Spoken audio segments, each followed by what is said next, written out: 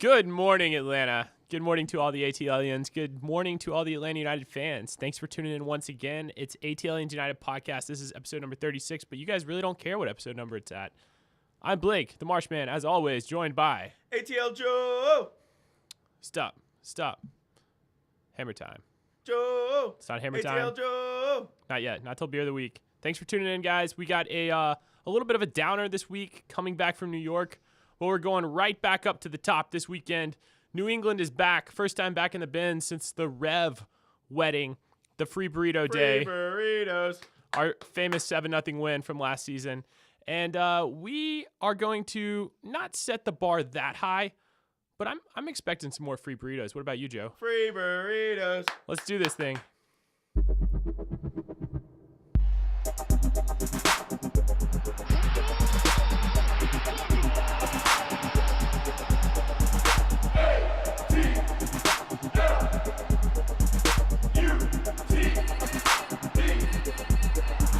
One second, big wall.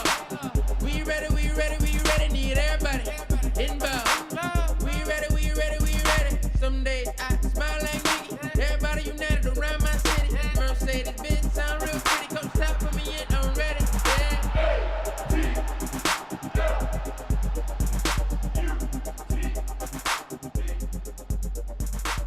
Hey, my lovely ATLians. If you haven't done it yet, give us 5 stars for the 5 stripes. We really appreciate it, and we love that you guys listen to us every week. And if you guys are interested and you're not able to get tickets to the game, you might want to go to ATL Cluckfest. What? It's the first fried chicken festival in Atlanta. It's actually at Candler Park. So I was at Candler Park this previous weekend for Fall Fest, which was a great little local festival if you guys didn't have the chance to make it out. Free festival, lots of vendors, had some great local artists, capped off on I believe it was Saturday night by the Allman Brothers Tribute Band. It was a fantastic evening. Will you be back for fried chicken this weekend, Joe? That's the real question. No, I will be in my seat, standing, not sitting, at Mercedes-Benz Stadium, cheering on our boys, hoping we can get more free burritos. Well, I mean, the chicken festival's at 11 a.m. You could definitely get some fried chicken. No, I will either be in the Gulch or in the Home Depot News Center, the fan section, and tailgating my rear end off before I get into the stadium, hoping that we get more free burritos. More free burritos. Oktoberfest is going on, Joe. We've talked about Oktoberfest a lot. It's October. I can't believe it's already October. It was still 90 degrees today. But regardless, celebration at Der Beer Garden, that's going to be fun. It's an actual German bar. This is the best time to celebrate Oktoberfest because it is when the real Oktoberfest in Germany collides with the other Oktoberfest in America. The first week of October in Germany, they're finishing their Oktoberfest while the Americans are starting their Oktoberfest. And so if you go on the trek to Germany and get totally drunk and have a great time, you come home during the month of October and still get totally drunk and have a great time. But honestly, Oktoberfest mainly is in September, right? Yeah, that's the true tradition is they're celebrating the lead into October. I see. And then October, I guess they just sleep the whole month because they're hungover. Okay. Well, in true American fashion, we're going to celebrate the holiday when we want to celebrate it. Oktoberfest, celebration, Der Beer Garden. Great bar, close to Mercedes-Benz. You guys check it out. We got some other stuff coming up on the horizon. Oakhurst, great little neighborhood. We got Porch Fest coming up. That's not until the 13th of October. Not too far away, about a week away. We got some awesome local bands playing there as well. In fact, one of our own, our producer, Britt. She's one of our own. Her band, Moody Hall, is going to be playing that festival, so you guys be sure to check it out. Halloween season is here. That means all those stupid pop-up Halloween stores are going to be everywhere. Are those money laundering operations, Joe? Blake, you tell me on that one. I have no idea. I don't understand. They just pop up in like random vacant real estate, sell Halloween stuff for a month and a half, and then disappear. I have more theories on money laundering places around Atlanta that don't have to do anything with Halloween. Why would you taint that wonderful holiday? That's true. Mattress Firm, we're on to you. Okay. Also, Sweetwater Scream. It's a haunted brewery tour from 8 to midnight. It's going to be at Sweetwater Brewery. We featured them on the podcast before. We're just going to hint we might be featuring them again soon. Joe might have an in on some special release Halloween beer. Isn't that right, Joe? I love Sweetwater. I drink it every day. Every single day? Except for on Beer of the Week when it's not Beer of the Week. That makes sense. I don't know if that's the greatest habit, but we support it because we support local breweries. Speaking of supporters, we got a Shield update. And I know that we have been talking about a lot of random things that aren't our quest for silverware. Dun, dun, dun, dun. We need a Shield bumper. And we took a big step back, obviously, with our loss Sunday against the Red Bulls. But it's a long time since Sunday, Joe. It's Friday, October the 5th, and I could care less about what happened last Sunday. We are still in first place in the Shield. And we're a point up. September's over. Now we're in October, Blake. Wake me up when September ends. And September is over, Blake. You can wake up. Okay. You can arise now. We got 3 games left to claim the Shield. Win all 3 of them. It's that simple. We win the Shield. Shout out to Green Day. So what do you think, Joe? We got 3 games left. New York's got 3 games left. Just updating everyone on the Shield. This is our quest for first silverware in Atlanta United's club history. Hopefully the first trophy of many. I think this is our most attainable. It's within our grasp. We are in control of our own destiny. I think we're in a great spot moving forward, even with that loss at New York Red Bulls. Yeah, it's wonderful that it's in our own destiny, but it's one to watch. New York's playing a very light schedule. They've got to play Orlando City, of all people, in their season. So they're very light, but Atlanta's got a very light schedule too. Their 3 remaining teams currently are not in the playoff picture, although 2 of them, Toronto and New England, are still fighting for their playoff lives. So they're fighting for something. But at the other side of the story is New York Red Bull has to go to Philadelphia and play Philadelphia, a team that is in 5th place right now, a very solid team, especially at home. So that's one to watch, and it's not going to be a nationally broadcast show, but it's something that you guys should look into Reddit soccer streams, or if you know other ways of getting your soccer feeds, or if you have ESPN Plus. Yeah, we never support illegal streaming except when it's absolutely necessary for you to watch a game. But you pay for that ESPN Plus subscription. You can go watch Philadelphia, hopefully eke out a point or even a win against New York Red Bulls. Yeah, I've been anti-streaming P2P since the start. Never had Kazaa or LimeWire or any of that trash. I always pay for whatever I watch. I just wanted to put that on the record, Joe. Yeah, I do what Blake does. Anyways, speaking of video, let's talk about VAR. It's our favorite topic ever, VAR. And before the days of LimeWire, there was VAR, or was it reverse? No, VAR came after LimeWire. And VAR is this new process, video review. It's a video assistant referee, but there's still a referee watching the video. But then the head referee can also watch the video. It's never really clicked. There's a new process. What do you think so far, Joe? Well, it'd be safe to say that at the beginning of the season, VAR was in its infancy stage. And it was just a little baby. We were kind of coddling it. And just watching it grow, and it was just crying all the time, and we had fits with the baby. But now it's graduated to the toddler stage, and it's a little toddler right now, and it's still a little brat. Sometimes you're like looking at it like, what the heck are you doing, baby? Right. Stop messing with my game, baby. I'm still just trying to play FIFA, baby. But it's a little bit smarter than it was when it was an infant, and at least it has somewhat of a mind of its own, and it's starting to progress. Yeah, I mean, analogies aside, how can we not get this right? It's really simple. You have video recording every single game. We can figure out the right decisions. If everyone in the bar watching the game knows the right call, why is it so hard to relay that to the head referee? And I think they are taking steps to expedite this process. What happened for us against San Jose when the other team scored a goal, they wiped away the other team's goal, brought the ball all the way back and gave us a penalty. That should never happen. In my opinion, it is definitely still a toddler brat, but it hopefully is going to get better. I just don't see, if they're wearing headsets already, how hard is it to just be like, oh, by the way, that was a handball, stop play. Like, can we not turn up the volume enough on the ref's microphone? Like, I don't understand. That's a great point. They're still working out the kinks, and maybe it'll get better come playoffs, or this is going to be a very controversial playoff period. Almost as controversial as a fried chicken festival. Anyways, Brad Guzan got called up to the U.S. men's national team, which could also be considered controversial due to the fact that I kind of thought he was past his prime for the national team. I thought we were going to be bringing up a lot of youth players. But here comes Brad, who wouldn't want the wall in the team, but a little bit surprising. He hasn't been on the men's national team since they got knocked out of World Cup qualification. This is his first trip back. What are your thoughts, Joe, on Brad getting back with the U.S. men's national team? Well, first off, Guzan, the wall, all due respect, he has not retired from international soccer. This is very typical, and it's wonderful for him to bring in a savvy veteran and someone who's got as much experience as him. And he can, even if he doesn't get on the field, he can very much be a coach to some of the younger players like Hovarth, like Blake Steffen.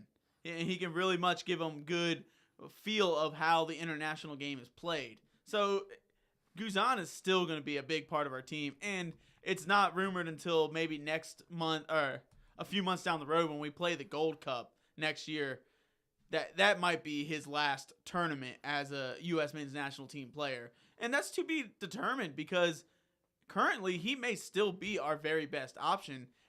He's still very much in the running as to be a goalkeeper of the future. So don't count the wall out now. I completely agree with you. First off, I appreciate the shout out, Blake Steffen, but it's actually Zach Steffen. Not to call you out in any way, but he's a 23-year-old keeper, and this kid really is the future. We got to see him at the All-Star game for the MLS.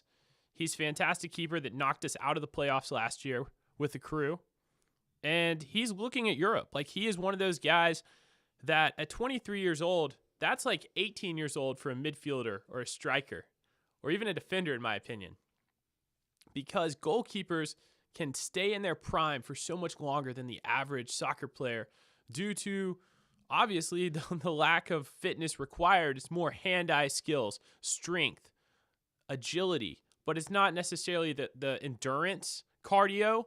And so we see guys like Buffon, an Italian legend, one of the best keepers of all time. He's playing well into his 40s for PSG now, Paris Saint-Germain, and that is at the elite level of soccer. So I think, you look at a guy like Brad, he might still have 5 or 6 good years left in him.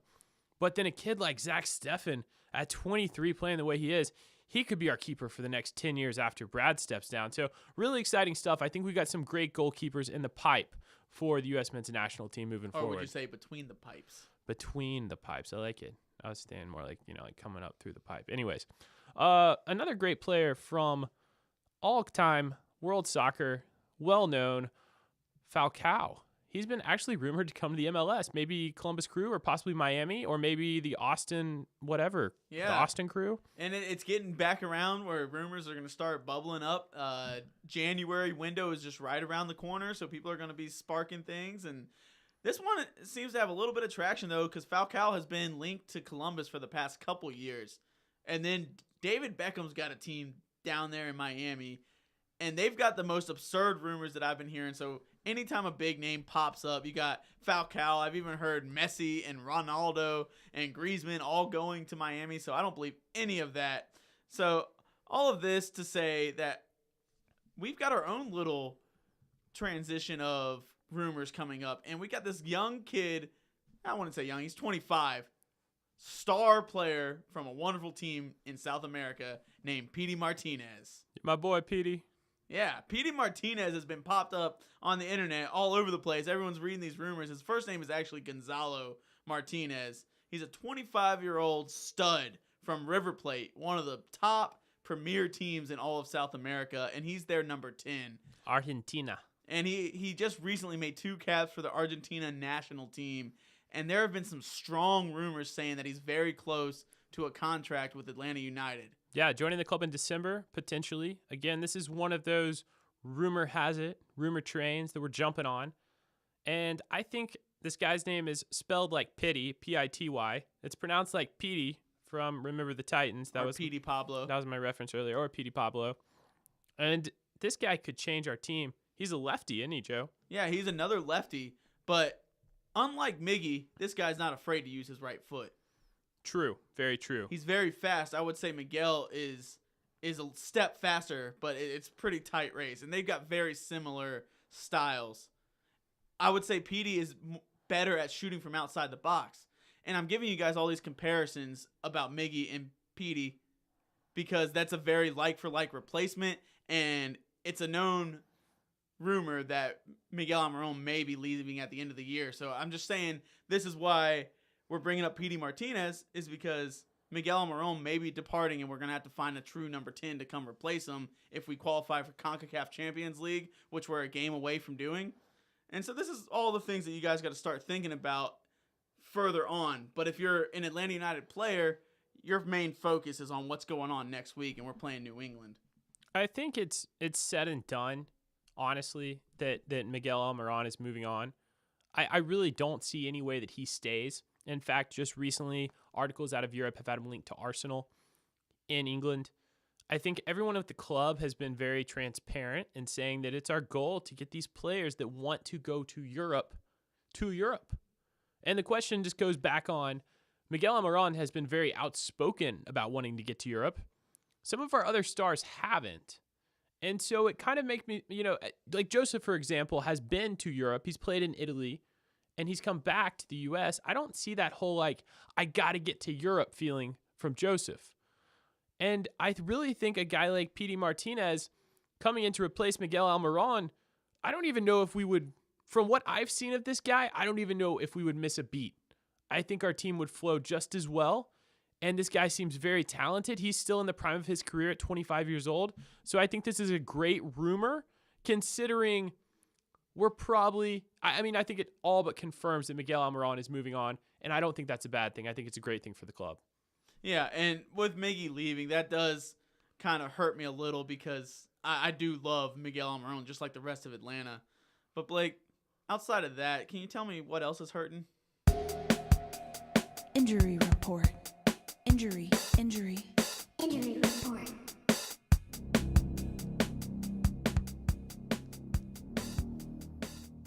A lot of things hurting, Joe.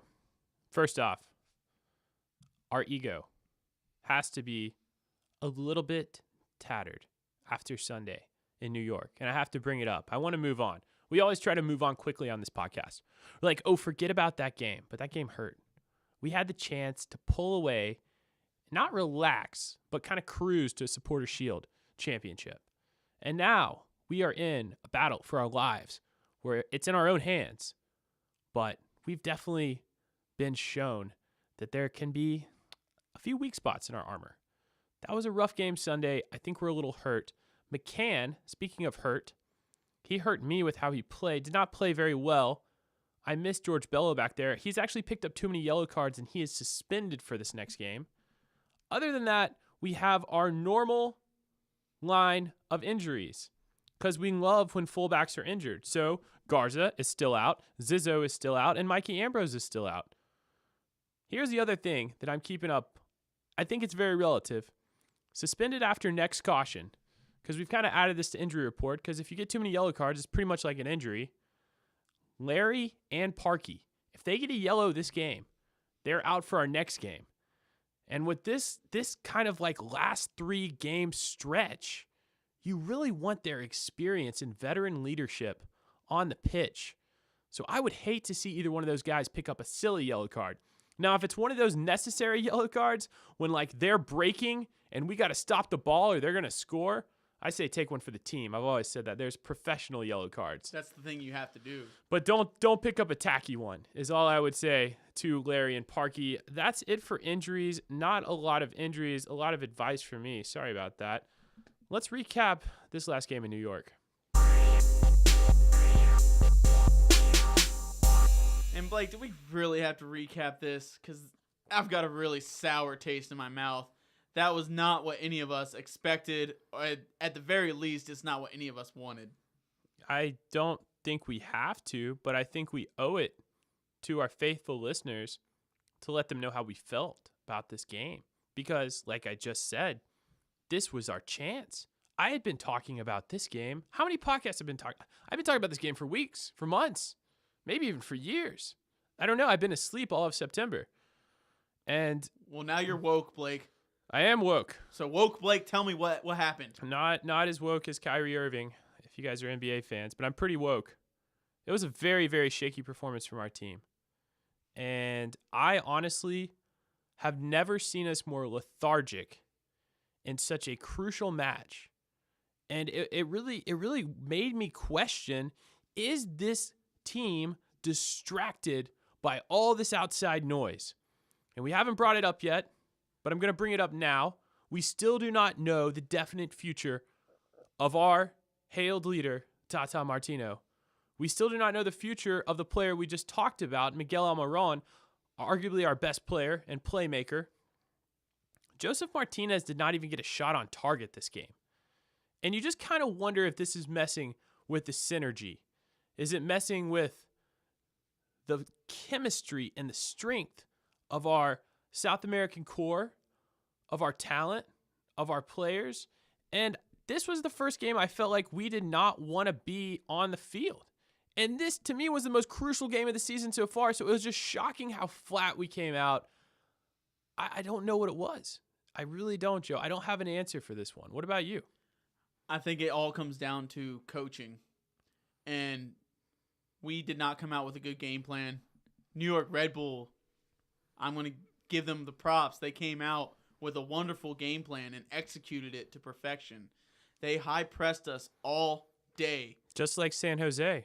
Yeah, and they did not give our defenders or midfielders any time to move the ball around the back. And they let one guy dribble around the back, and as soon as he gave up one pass, boom, he was hit by one of their attackers or one of their midfielders.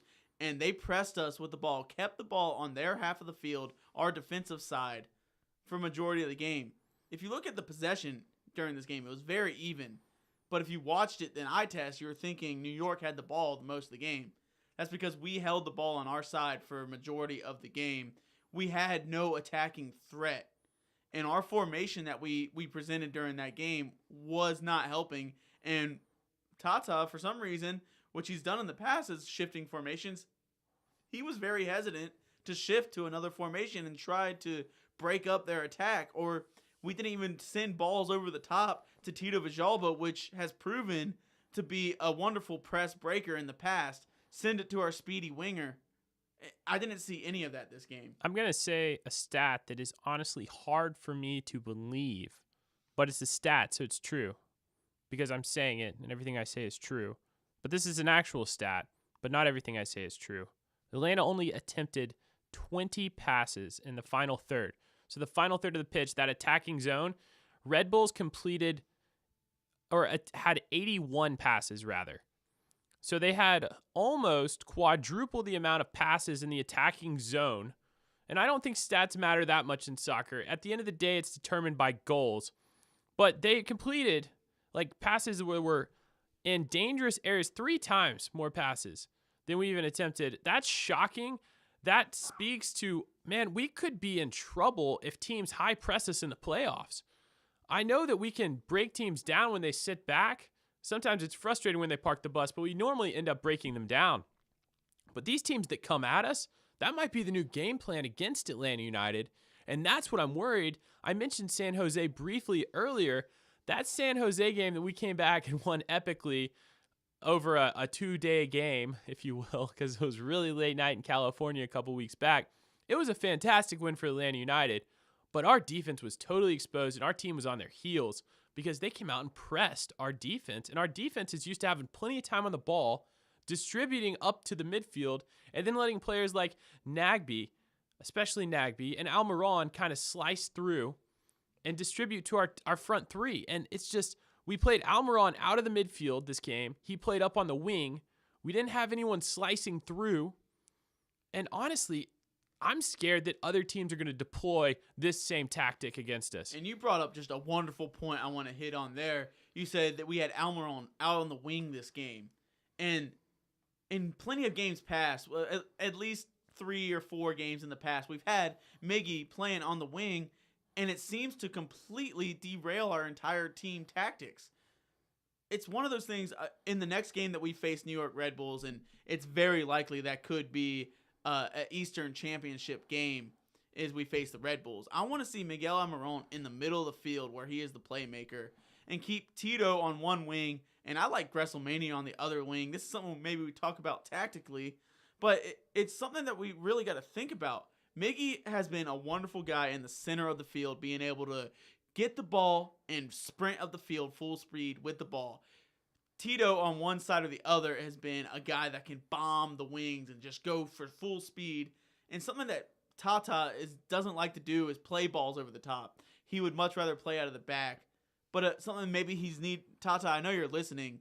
You need to change your mindset on these high-pressing teams, and at least a handful of times during each half, send some of these balls on these dangerous runs to either Tito or even Joseph Martinez on a run down the field to stretch their team, and that'll in turn open up space in the middle for a guy like Nagby and a guy like Miguel Almiron to handle the ball and dribble themselves. Yeah, and not a lot left to say about this game. Obviously, we're very disappointed. We do have to move on. A 2-0 loss at Red Bull Arena last Sunday, and we're way past that in terms of timeline. You know, another stat that I thought was fascinating here, other than the fact that, you know, we lost the game, we did not have that well of, you know, we had like 2 shots on goal all game, so we did not have a well-balanced attack at all. Joseph was pretty much uninvolved the entire game. He got taken off before the game was even over. Against teams with 50 or more points this season, New York Red Bulls is 6-1-1. Very strong record. 6 wins, 1 loss, 1 draw. Whereas we are actually have only 1 win this season against teams with 50 or more points. That does not bode well for the playoffs either, Joe. Red Bulls have 6 wins against teams with 50 or more points. Atlanta United has 1 win with teams. That's a scary stat, against Blake. 50 or more points. And I'm not trying to just be a stat guy, but that is not a great trend going into a competition at the end of the season where everyone has more than 50 points. Well, that really jumps out to me. But something on a positive note that really jumps out to me is that Guzan saved a PK. Hey. It can happen. Way to go, Goose. And just for that, I need a beer. Beer of the week! Every week. It's wonderful. I'm going to props and cheers to Brad Guzan, because now you prove to all of us that you can actually save a penalty. Which might bode well if we end up in the MLS Cup final. We need a penalty saved. I think that he maybe saved a penalty earlier in his career, but he'd never saved one with Atlanta United. So, cheers, Brad. And we got a new brewery for you guys. This brewery is in Atlanta, and it's called Good Word Brewing and Public House. And Public House. And we got a beer for you. This one's called For Those About to IPA. I'm going to spike one into you. Hopefully, we're spiking one home to the Supporters Shield in the near future. For those about to meh, ATL. we salute you. I'm guessing that's what they're going for those about to rock. Let's bust it open. This is the first time I'm taking a sip of this beer. And I've got to tell you guys, it's about meh. Meh. I mean, it's an IPA. And It's pretty meh. it's all right. We still salute you, Good Word Brewing. They also have great food here. And I know we had some fans and some members of the podcast that checked it out. Downtown Duluth. And this is a great place with great food. The analogy we've heard is it might be considered something like an OTP New Realm. Great food, meh beer. We're just kidding, Good Word. This is great beer. But you shouldn't have named it meh if you wanted us to not call it meh. Or how did you say it? I'm saying it more like, I don't think I'm saying meh right. Meh. It's about meh. Honestly, Sunday was meh. This beer is meh. I'm going to keep drinking it, but it's time for the preview.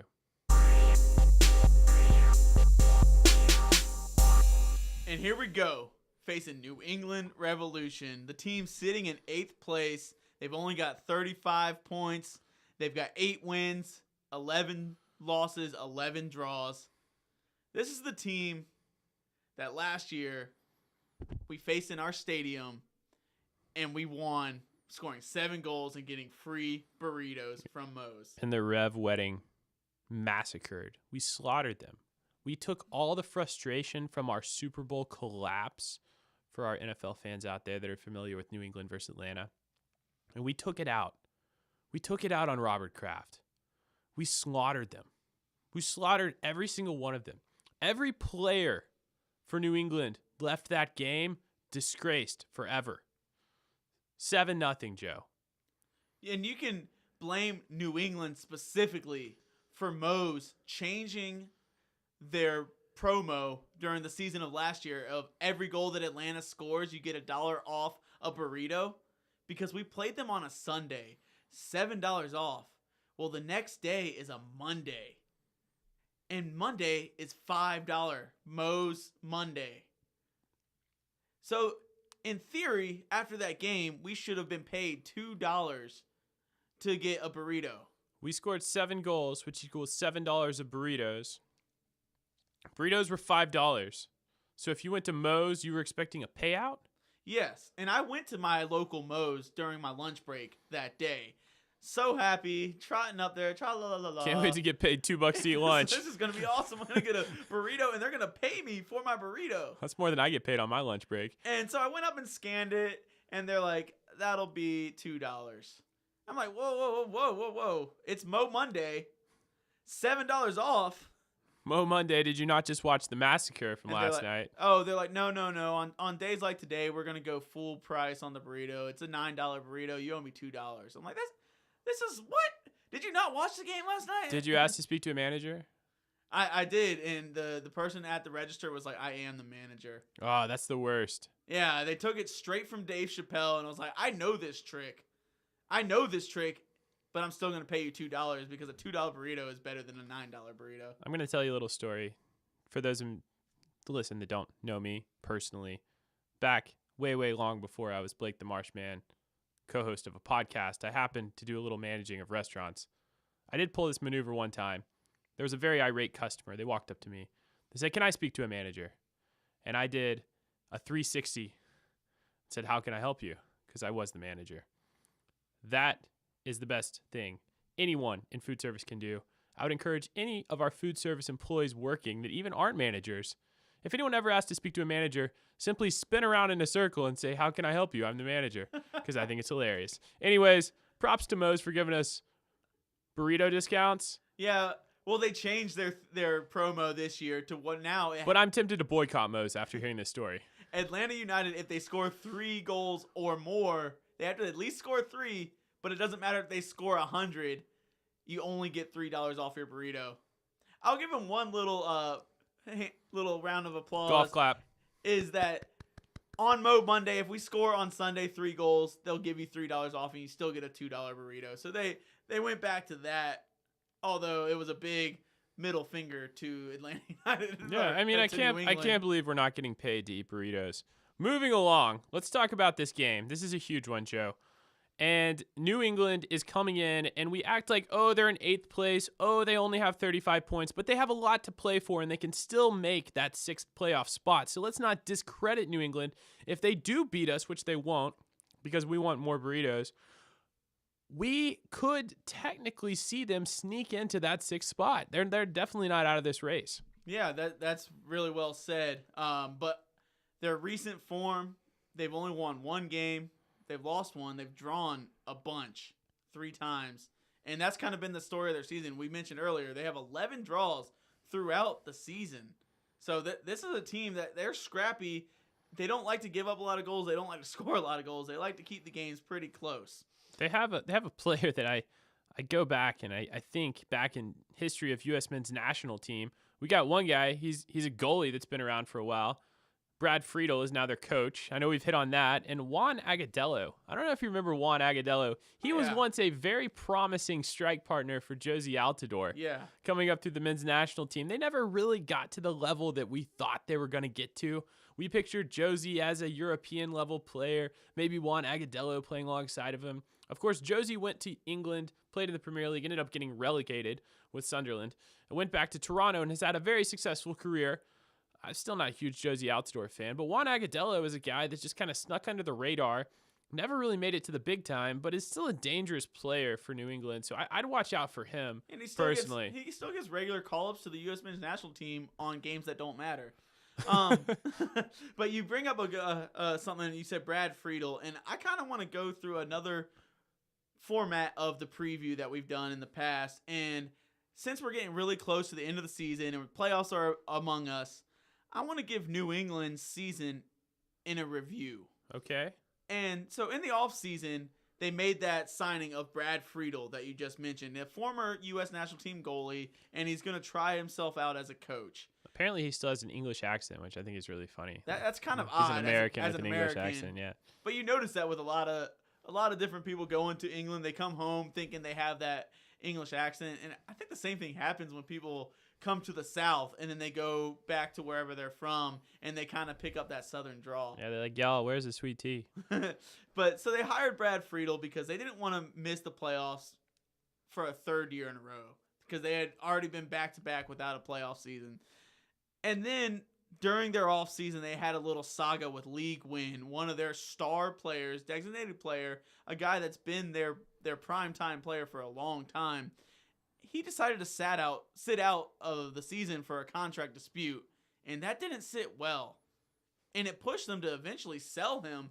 He demanded a trade, and he got traded to LA, and he's gone on to have a decent time with LA over there. He's scored a couple goals and still been doing the same League Win stuff. It made New England's shift, and they've transferred into a younger team and like really focusing on development and not much of DPs. But they did add one really good player who, to this point in the season, is probably their most valuable player. He's done a really good job. This guy, Christian Pinilla, he's on a season-long loan from one of the Mexican superpower teams in Pachuca. Pachuca. He kind of reminds me of Yamil Assad for us last year, a player on loan that just ends up being an extremely key player for this club. Yeah, and this is, if we're going to point out anybody to watch or put someone on him all the time, it is this guy, Christian Pinilla. He's an Ecuadorian. He plays for Ecuador, and he's very fast on the wing. Definitely their fastest player. Watch out for him. He's got 11 goals and 6 assists on the season, which isn't a lot compared to a guy like Joseph Martinez or even BWP. But in the whole league as a whole, 11 goals is very solid stat line. So watch out for him. If they're going to score, it's going to go run through that guy first. Other than that, they've had a very meh season. Very meh. But they've had some highlights. They've had a couple of really good highlights. And it's kind of scary when you bring in the top 3 teams that they face, being the New Yorks and Atlanta. They started the season out one of the first teams to beat New York Red Bull. It was in New England, but they managed to beat New York. And then they went to Atlanta. Atlanta came to New England. We tied. And we tied them 1-1. I know you guys remember that game. It was very unfortunate. It was very meh. It's a tough place to play. But then, very recently, only 2 weeks ago, they played New York City at New York City, and they managed to beat them 1-0. On the baseball field. That had to be the highlight of their season, and it's kept them holding onto this flickering candle that is their playoff hopes. It's very flickering. They've had some low points. They got smashed by Toronto 4-1. They've lost to DC 2-0. They've lost to LA 3-2, giving up 2 goals in the 90th minute. But we know how it is. Not to mention they got a red card in that game. You know, they've struggled on the road. They only have 2 wins on the road all season. This is what Brad Friedel said. And here I go, once again, with my quotes. I know. Bear with me. Huge game. Another game, Brad Friedel said. It will be a big crowd playing against a very good team. We'll head down to Atlanta with only one thing in mind, and that's to try to get 3 points. Brad's coming for the win, but he's coming up against the other Brad, who also happens to be a goalkeeper, except our Brad's a wall. And he's big. And he's tall. Sometimes he's bald. I say we break it down a little further, and it's time for Tata's Tactics.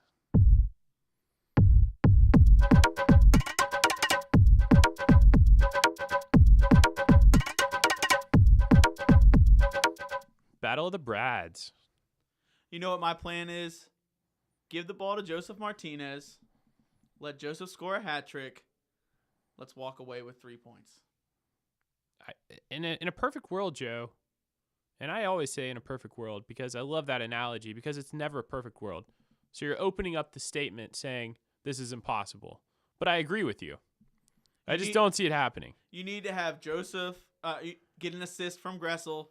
Joseph get an assist from Miguel Almiron, so they're still sitting up there with the league leaders in assists.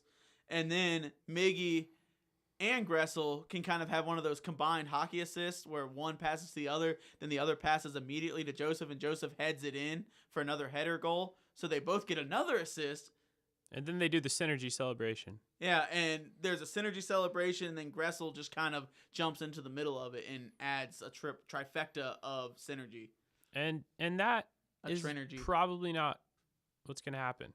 I think that we have some things that we need to hit on tactically, Joe, in a real world. One, we've hit on it already.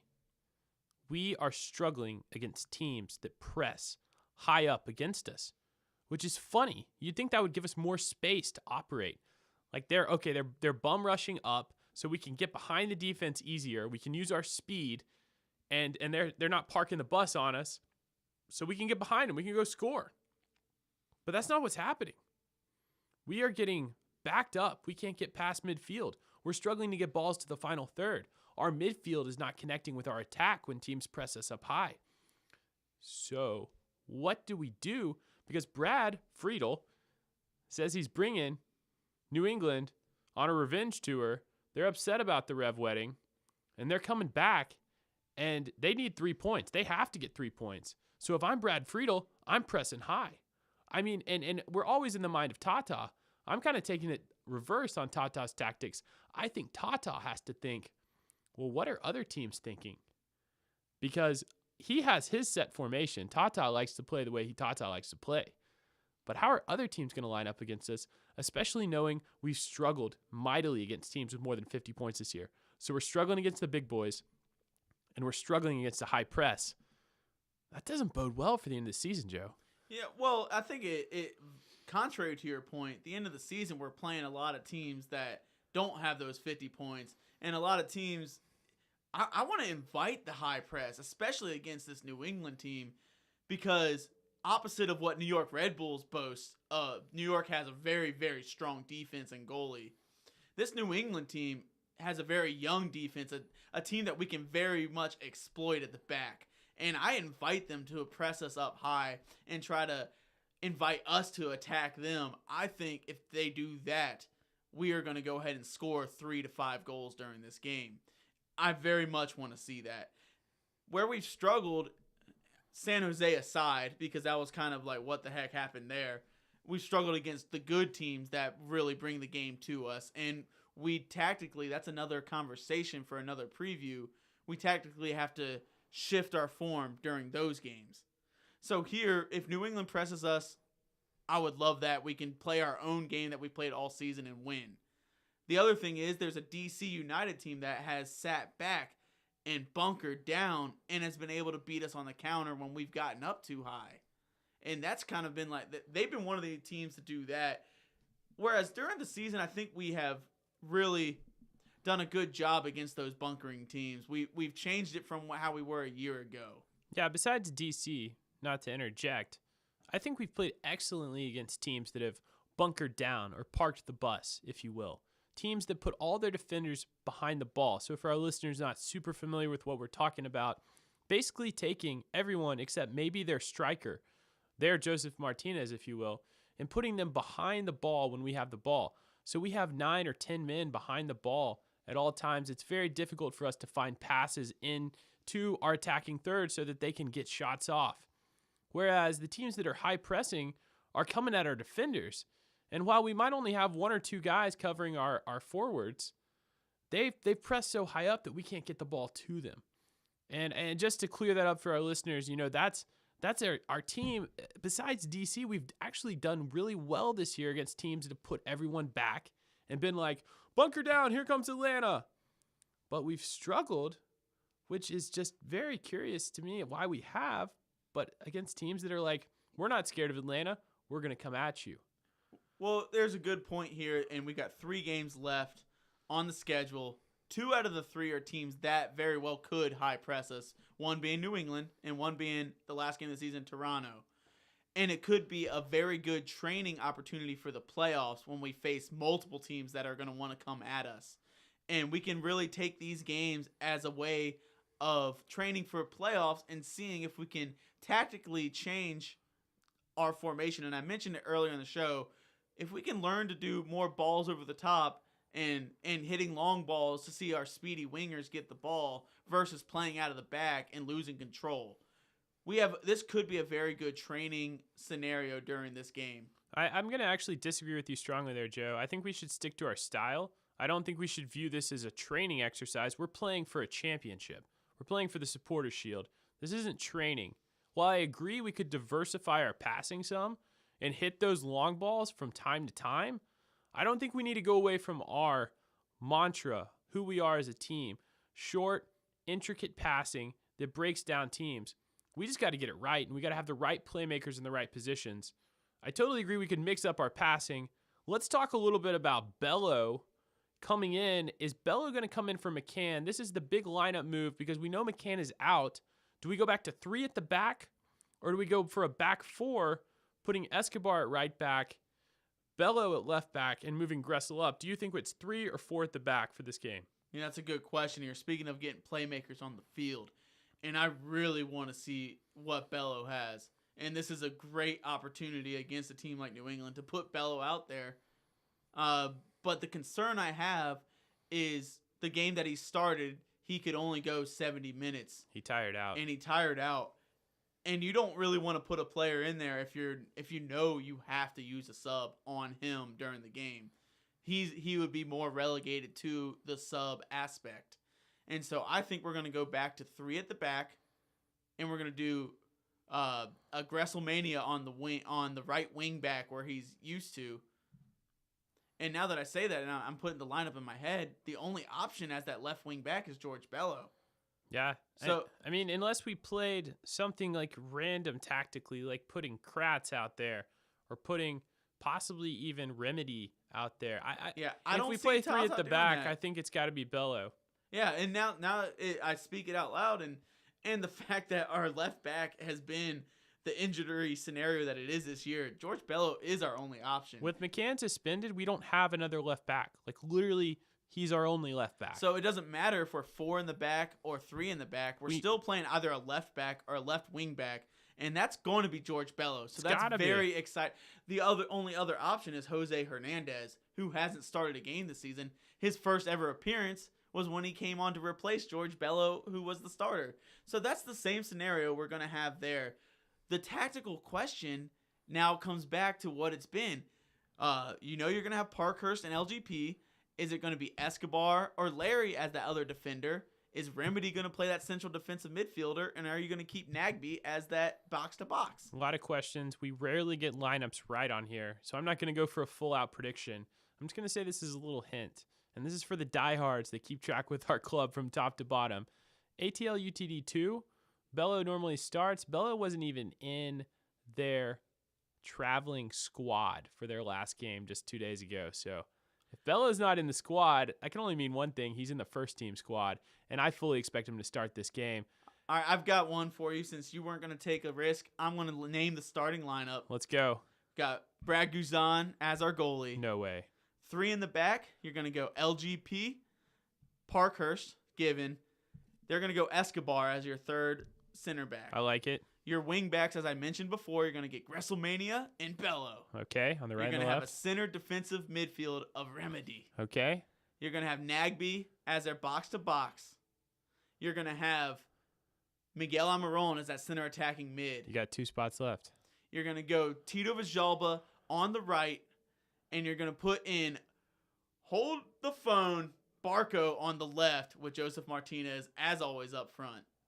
I'm pretty sure you had an extra player in there, but I'm going to roll with it. Roll it back. Roll back the tape. Count them. I had 11. I think we go with Joseph, Tito as dual strikers. I think we leave Barco on the bench. That's my prediction. I'm very aligned with you. I just think we do go with that 2-striker formation when we play 3 at the back. Let's actually ask our listeners, ask the 17s. We have all this like social media. We even have an email address. Sometimes we get emails. Sometimes we get people commenting on our posts. You guys tell us what you want to see. Tell us if Joe and I got it completely wrong. And I'm actually getting a signal in from our producers. That was 12 people you put on the field, Joe. So in NFL, that's a penalty. No, Too that's many men okay. on the field. We got to go up to 17 people because you and I and everyone that's listening, we are number 17. So I did not get it wrong. I actually have 4 more people to go before I get to you and I and all our fans, number 17. Speaking of 17, it's a big weekend. We're back at Mercedes-Benz Stadium. I hope to see all of you out there, either in the Gulch or in that new Home Depot grassy field. That's going to be a wonderful place to drink beer. Where do we go? Game. Where are we even supposed to go? I don't even know anymore. You can go wherever you want. You just rotate all the way around Mercedes-Benz and all of the plethora of wonderful activities you can do before the game. The most important thing is you get into the stadium at least 30 minutes, if not more, before the game. So you get your seats, get rowdy, get proud, and get ready to spike one home and give that golden spike out to the best player. And I can't wait to see another win and more cheap burritos. We need some more free burritos. Free burritos. Thanks for tuning in. I'm ATL Joe, and that was Blake the Marshman. That's me. See you guys after another win. We hope.